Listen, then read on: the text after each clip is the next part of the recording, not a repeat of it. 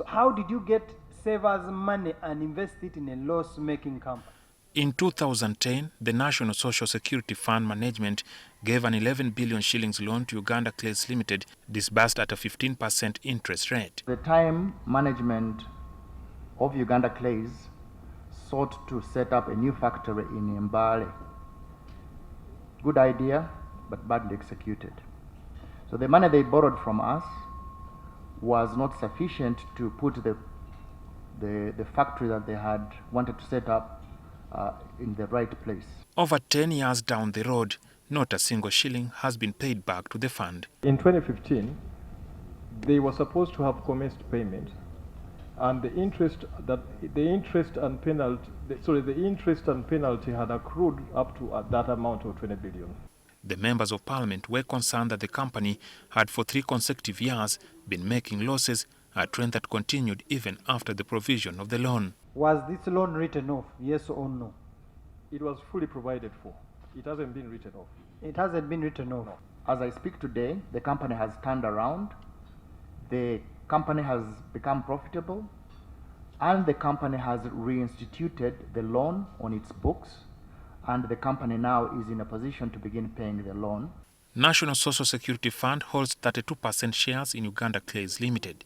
The management of the fund was also pushed to admit that the savers are at the risk of losing out on 4 plots of land in Temangalo-Wakiso district which remain in the names of the original owner. Assuming Inze is not around, yes, and the kids are there collecting their properties, yes, are those properties yours or Inze's?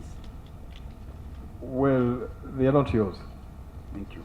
They too acknowledge that they made the wrong decision in purchasing cards worth 2.6 billion shillings that were never found fit for the country's environment. The cards were for the single purpose of allowing savers to check what they had on their NSSF account.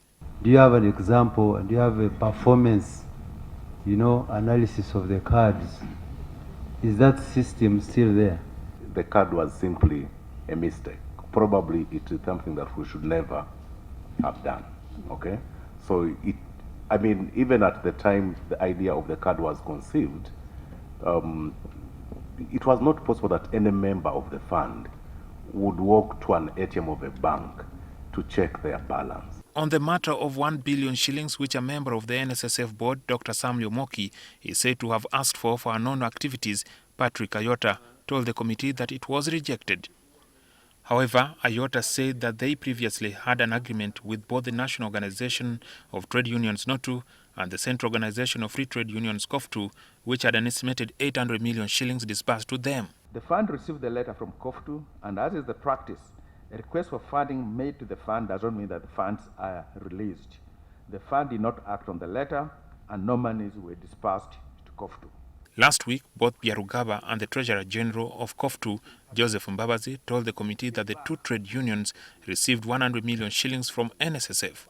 The members argued that it was irregular for a board member to advance the request. How is the fund? You're still holding out? Jackson Onyango, NTV. Hey,